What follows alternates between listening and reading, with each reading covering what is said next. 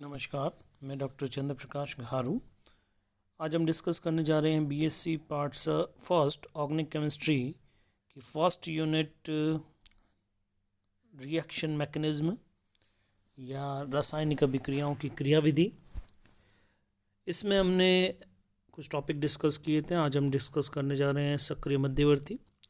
और सक्रिय मध्यवर्ती होता क्या है, रिएक्टिव इंटरमीडिएट क्या होता है, जो रिएक्शन के दौरान बनता है। रिएक्शन में रिएक्टेंट सीधे प्रोडक्ट में कन्वर्ट नहीं होता। प्रोडक्ट में कन्वर्ट होने से पहले वो एक एक्टिव स्पीसीज़ में कन्वर्ट होता है, जिसे रिएक्टिव इंटरमीडिएट कहते हैं। वो रिएक्टिव इंटरमीडिएट प्रोडक्ट में कन्वर्ट हो जाता है। तो रिएक्टिव इंटरमीडिएट की कैटेगरी में हमने डिस्कस किया था कि 6 तरह के reactive intermediate: carbocation, कार्बेनाइन, free radical, carbene, नाइट्रीन तथा बेंजाइन। कार्बोकेटायन के अंदर हमने कार्बोकेटायन को डिस्कस किया था और हमने देखा था कि त्रिसंयोजी trivalent positively charged carbon containing species जो है वो कार्बोकेटायन कहलाती है। कार्बोकेटायन की संरचना यदि अपन देखें तो कार्बोकेटायन के अंदर कार्बन sp2 हाइब्रिड स्टेट में होता है। सभी sp2 हाइब्रिड ऑर्बिटल संकृत कक्षक जो है वो समतल त्रिकोणीय ज्यामिति में व्यवस्थित हो जाते हैं, और इसमें एक असंकृत पी कक्षक होता है जो समतल त्रिकोणीय तल के लंबवत व्यवस्थित रहता है, ये खाली रहता है। कार्बोकेटायन के प्रकार के अंदर यदि अपन देखें तो कार्बोकेटायन जो प्राथमिक, द्वितीयक, तृतीयक carbocation, allyl, vinyl, benzyl carbocation के रूप में हम इनको वर्गीकृत कर सकते हैं।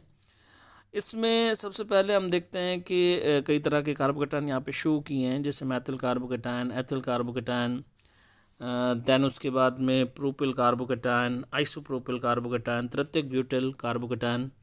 तो कार्बोकेटायन जो है वो यहाँ पे दर्शाए गए हैं। इसमें आगे जो है वो हमें देखने को मिल रहा है allyl carbocation, vinyl carbocation, benzyl carbocation. कार्बोकेटायनों के निर्माण के बारे में हमने डिस्कशन किया था। कार्बोकेटायन को हेलोएल्कीन से प्राप्त किया जा सकता है SN1 क्रियाविधि के द्वारा। इसी तरह से हम देखते हैं कि कार्बोकेटायन अल्कोहल के प्रोटोनीकरण द्वारा भी कार्बोकेटायन जो है वो प्राप्त होता है। कार्बोनिल समूह के प्रोटोनीकरण के द्वारा भी कार्बोकेटायन प्राप्त होता है। एल्कीन पर इलेक्ट्रॉन्स नहीं के योग द्वारा, एल्कीन के ऊपर इलेक्ट्रॉन्स नहीं का योग होता है। ये सारी ही रिएक्शन हम कहीं ना कहीं डिस्कस कर चुके हैं, और इलेक्ट्रॉन्स नहीं योगात्मक अभिक्रिया जो है वो हमने डिस्कस किया है। कार्बोनाइल कंपाउंड के अंदर हमने देखा था कि नाभिक स्नेह प्रतिस्थापन अभिक्रियाओं के अंदर क्रियाविधि जो है वो किस तरह से होती है, उसको भी हमने डिस्कस किया। कार्बोकेटायन की क्रियाशीलता तथा स्थायित्व। कार्बोकेटायन एक मध्यवर्ती है जो बहुत ज़्यादा रिएक्टिव होता है। इसकी रिएक्टिविटी का कारण क्या है? Positive charge on carbon. ये कार्बन के ऊपर जितनी ज़्यादा पॉजिटिव चार्ज डेंसिटी होगी उसकी रिएक्टिविटी उतनी ज़्यादा होगी, उसकी स्टेबिलिटी उतनी ही कम होगी। तो इसके स्थायित्व की व्याख्या जो है हम अतिसंयुग्मन, अनुनाद तथा प्रेरणिक प्रभाव के द्वारा एक्सप्लेन कर सकते हैं। किस किस के द्वारा? पहला अतिसंयुग्मन, दूसरा अनुनाद, तीसरा प्रेरणिक प्रभाव। अतिसंयुग्मन क्या है?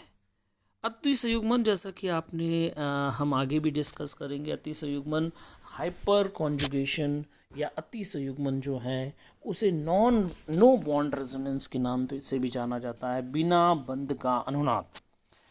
इसमें सिग्मा बंध का विस्थानीकरण होता है, और सिग्मा बंध के विस्थानीकरण से अनुनादी संरचनाएं प्राप्त होती है जो किसी भी यौगिक के स्थायित्व की व्याख्या करती है। तो hyper conjugation is a stabilization phenomena. Hyper conjugation एक स्थायित्व की परिकल्पना है। जैसे एथिल कार्बोकेटायन में कई सारी अनुनादी संरचनाएं जो हैं वो आगे हम देखेंगे। एथिल कार्बोकेटायन के अंदर अनुनादी संरचनाओं को दर्शाया गया है। जैसे कि सबसे पहले ये एथिल कार्बोकेटायन है जहाँ पर एक मिथाइल ग्रुप पॉजिटिवली चार्ज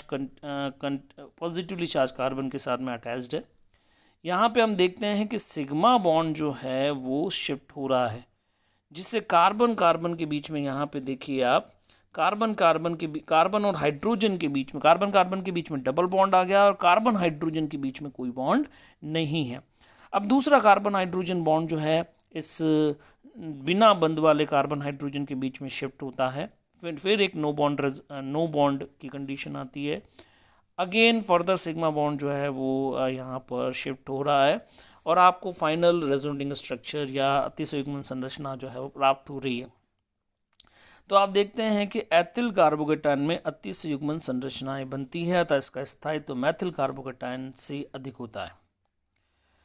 क्योंकि मैथिल कार्बोकेटायन में कोई अतिसंयुग्मन संरचना प्राप्त नहीं होती, अतः अतिसंयुग्मन स्थायित्व की परिकल्पना है। अतिसंयुग्मन संरचनाओं की संख्या जितनी अधिक होगी, अतिसंयुग्मन संरचनाओं की संख्या जितनी अधिक होगी, कार्बोकेटायन का स्थायित्व उतना ही अधिक होगा।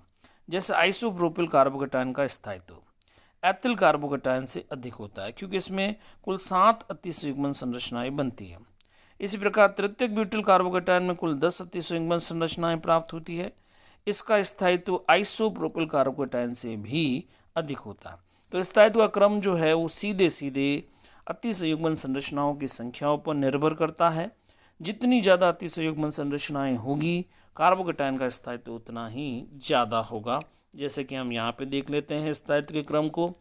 आप देख सकते हैं कि तृतीयक ब्यूटिल कार्बोकेटायन के अंदर कुल 10 अतिसंयुग्मन संरचनाएं प्राप्त होगी। आप ड्रॉ करके देखिएगा। इसके अंदर आप देखेंगे कि 10 अतिसंयुग्मन संरचनाएं प्राप्त हो रही है, इसका स्थायित्व उच्च है। फिर आप देखेंगे आइसोप्रोपाल कार्बोकेटायन जिसमें कुल 7 अतिसंयुग्मन संरचनाएं प्राप्त हो रही है। एथिल कार्बोकेटायन अभी हमने देखा कुल 4 अतिसंयुग्मन संरचनाएं प्राप्त हो रही। तो जैसे जैसे अतिसंयुग्मन संरचनाओं की संख्या बढ़ रही है, स्थायित्व उसी क्रम में बढ़ रहा है। फिर हम देखते हैं दूसरा कॉन्सेप्ट अनुनाद। अनुनाद रेजोनेंस डीलोकलाइजेशन है पाई इलेक्ट्रॉन्स का। अतिसंयुग्मन में उपस्थित पाई इलेक्ट्रॉन्स का डीलोकलाइजेशन जो है वो अनुनाद के रूप में हमें दिखाई देता है। कुछ अनुनादी संरचनाएं हम कॉन्जुगेटेड सिस्टम की बनाते हैं जो कि उस सिस्टम के स्थायित्व की व्याख्या करता है। अनुनाद में पाई इलेक्ट्रॉनों की विस्थानीकरण होता है। कार्बोकेटायन के स्थायित्व को अनुनाद द्वारा समझाया जा सकता है। अनुनाद के कारण एलिल कार्बोकेटायन तथा की तुलना में बेंजिल कार्बोकेटायन का स्थायित्व अधिक क्यों होता है, उसकी व्याख्या के साथ की जा सकती है। जैसे कि आप देख सकते हैं कि जो एलिल कार्बोकेटायन है, एलिल कार्बोकेटायन की दोनों अनुनादी संरचनाएं यहाँ पे दर्शाई गई है। फिर यहाँ पे बेंजिल कार्बोकेटायन की कुल 5 अनुनादी संरचनाओं को भी दर्शाया गया। तो आप देख सकते हैं क्योंकि बेंजिल कार्बोकेटायन में कुल 5 अनुनादी संरचनाएं प्राप्त हो रही है, जबकि एलिल कार्बोकेटायन में केवल 2 ही अनुनादी संरचनाएं बन रही है। इस कारण से बेंजिल कार्बोकेटायन का स्थायित्व एलिल कार्बोकेटायन से ज़्यादा होता है। नेक्स्ट हम देख सकते हैं कि विभिन्न प्रकार के जो कार्बोकेटायन है, इसमें भी हम देखते हैं कि ट्राइफेनिल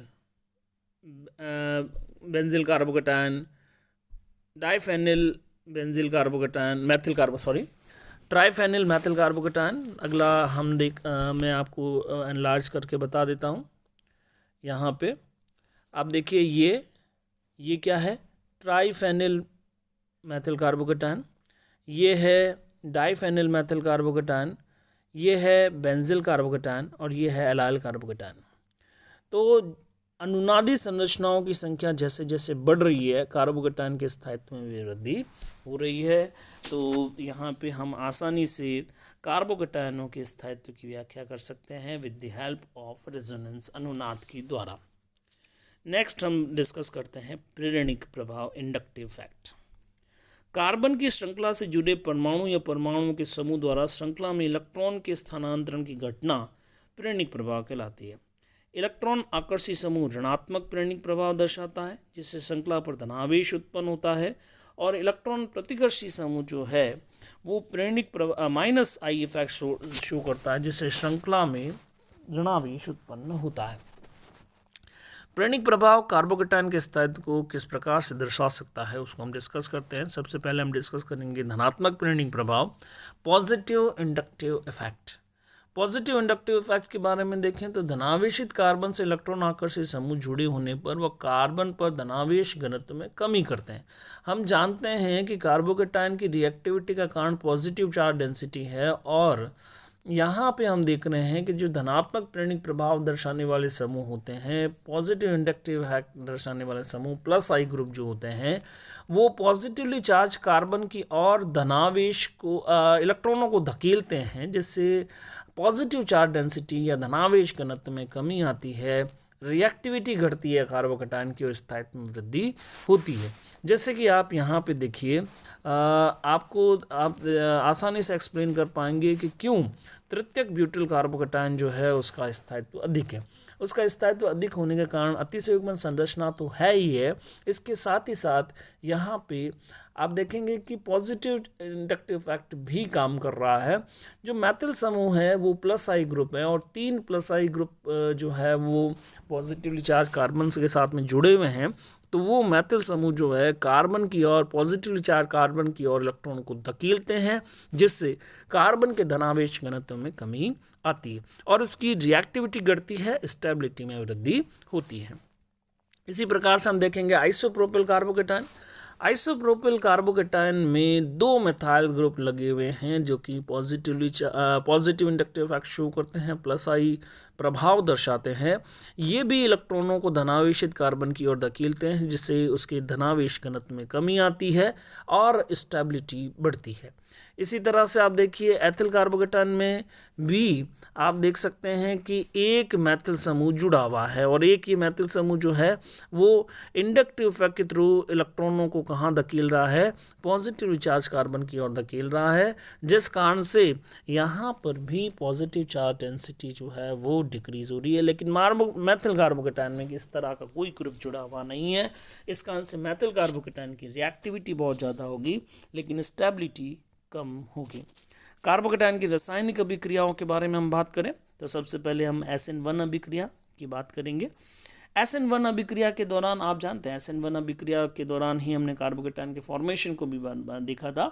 SN1 अभिक्रिया 2 स्टेप के अंदर होती है। फर्स्ट स्टेप में कार्बोकैटायन का निर्माण होता है और इसका जो सेकंड स्टेप होता है उसमें कार्बोकैटायन के ऊपर नाभिक स्नेही आक्रमण करता है और आपको जो सब्स्टिट्यूटेड प्रोडक्ट है, न्यूक्लियोफिलिक सब्स्टिट्यूटेड प्रोडक्ट, नाभिक स्नेही प्रतिस्थापन उत्पाद जो है वो प्राप्त हो जाता है।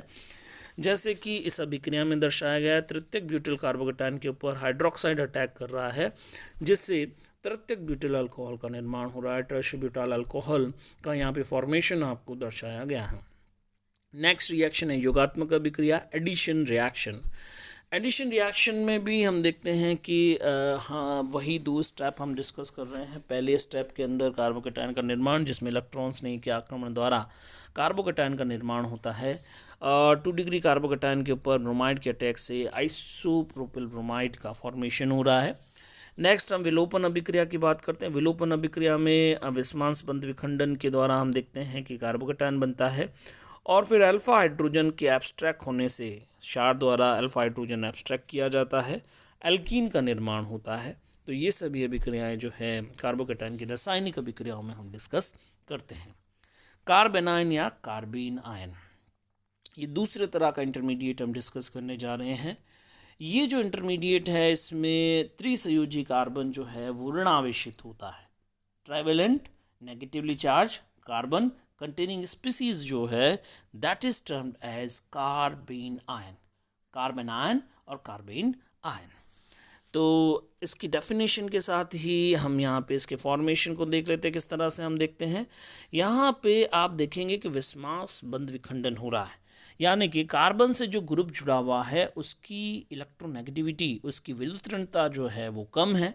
इस कारण से इलेक्ट्रॉन जो है वो कहाँ पे पुश किए जा रहे हैं, कार्बन की ओर पुश किए जा रहे हैं, जिससे कार्बन के ऊपर नेगेटिव चार्ज आ जाता है और ट्राइवेलेंट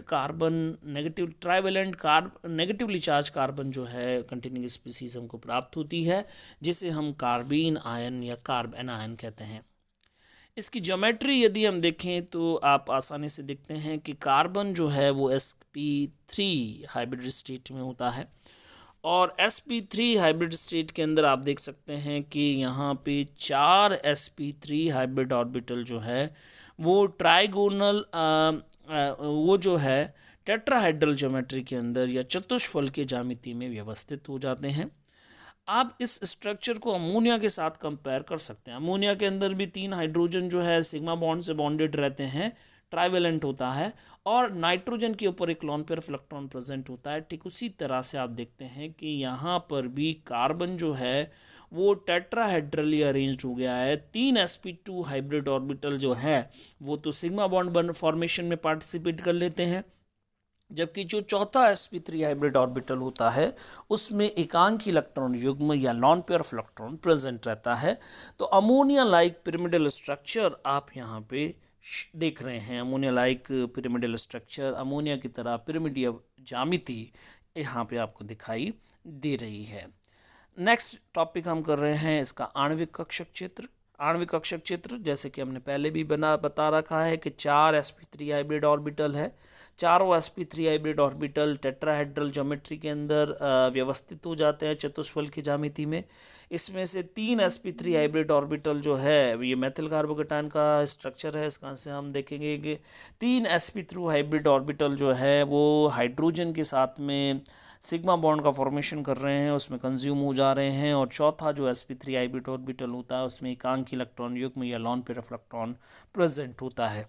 नेक्स्ट हम देख रहे हैं कार्बेन आयन का स्थायित्व। कार्बेन आयन एक अत्यधिक क्रियाशील मध्यवर्ती है क्योंकि इसके ऊपर कार्बन के ऊपर नेगेटिव चार्ज पाया जाता है, और नेगेटिव चार्ज डेंसिटी जितनी ज़्यादा होती है उसकी रिएक्टिविटी उतनी ज़्यादा होगी, और जैसे जैसे नेगेटिव चार्ज डेंसिटी घटेगी रिएक्टिविटी भी साथ में ही घटती जाएगी और स्थायित्व में वृद्धि होगी। तो इस तरह से हम यहाँ पे इसका इफ़ेक्ट जो शो कर सकते हैं वो किस तरह से शो कर सकते हैं, प्रेरणिक प्रभाव की सहायता से। और प्रेरणिक प्रभाव में भी हम देखते हैं कि धनात्मक प्रेरणिक प्रभाव, ऋणात्मक प्रेरणिक प्रभाव। इलेक्ट्रॉन आकर्षी समूह क्या करता है, ऋणात्मक प्रेरणिक प्रभाव दर्शाता है। इलेक्ट्रॉन प्रतिकर्षी समूह जो होता है वो धनात्मक प्रेरणिक प्रभाव दर्शाता है। तो प्लस आई प्रभाव की व्याख्या हम करते हैं, धनात्मक प्रेरणिक प्रभाव की हम बात करते हैं। कार्ब एनायन में यदि जो समूह जुड़ा हुआ है नेगेटिवली चार्ज कार्बन से वो यदि प्लस आई इफेक्ट दर्शाता है तो वो प्लस आई इफेक्ट के थ्रू क्या करेगा, इलेक्ट्रॉनों को नेगेटिवली चार्ज कार्बन की ओर धकेलेगा, जिससे कार्बन की ऋणावेश घनत्व में वृद्धि होगी, उसकी रिएक्टिविटी बढ़ेगी तथा उसके स्थायित्व में कमी आ जाएगी। इसी तरह से टर्शियरी ब्यूटाइल अल्कोहल की बात यदि ब्यूटिल कार्बन आयन में 3 मेथिल धनात्मक प्रेरणिक प्रभाव अपन देखते हैं कि तृतीयक ब्यूटिल कार्बन आयन में 3 प्लस आई ग्रुप प्रेजेंट होते हैं, और ये तीनों प्लस आई ग्रुप जो हैं वो क्या करते हैं, अपने धनात्मक प्रेरणिक प्रभाव के द्वारा इलेक्ट्रॉनों को जो है वो कार्बन की ओर धकेलते हैं। इलेक्ट्रॉनों को कार्बन की ओर धकेलते हैं तो ये कार्बन जो है उसके ऊपर नेगेटिव चार्ज डेंसिटी बढ़ जाती है, जिससे उसकी रिएक्टिविटी बढ़ती है, स्टेबिलिटी में कमी आती है। तो इस तरह से हम देखते हैं स्थायित्व के क्रम को यदि हम देखें तो क्योंकि यहाँ पे जितने ज़्यादा प्लस आई ग्रुप जुड़े होंगे उतनी ही रिएक्टिविटी ज़्यादा होगी, स्टेबिलिटी या स्थायित्व में कमी आ जाएगी। तो तृतीयक ब्यूटिल कार्बन आयन जो है वो क्योंकि 3 प्लस आई ग्रुप जुड़े हुए हैं इसका से इसकी रिएक्टिविटी बहुत ज़्यादा होती है, स्टेबिलिटी सबसे कम होगी। फिर आइसोप्रोपाइल कार्बोकेटायन के अंदर कार्बन आयन के अंदर आप देखेंगे कि 2 मिथाइल ग्रुप जुड़े हुए हैं जो कि प्लस आई इफेक्ट के थ्रू कार्बन की इलेक्ट्रॉन डेंसिटी को बढ़ा रहे हैं, रिएक्टिविटी को बढ़ा रहे हैं, स्टेबिलिटी कम कर रहे हैं।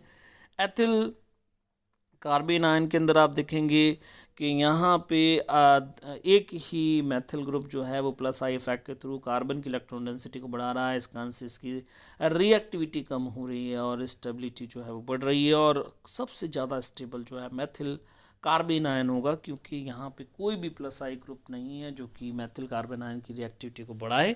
इस कारण से स्टेबिलिटी के क्रम में कार्बन आयनों में मेथिल कार्बन आयन जो है उसकी स्टेबिलिटी ज़्यादा होती है। ऋणात्मक प्रेरणिक प्रभाव दर्शाने वाले ग्रुप इलेक्ट्रॉनों को अपनी ओर खींचते हैं, इस कारण से कार्बन जो है उसकी नेगेटिव चार्ज डेंसिटी को ये घटाते हैं, ऋणावेश घनत्व में कमी करते हैं, रिएक्टिविटी में कमी करते हैं और स्थायित्व में वृद्धि कर देते हैं।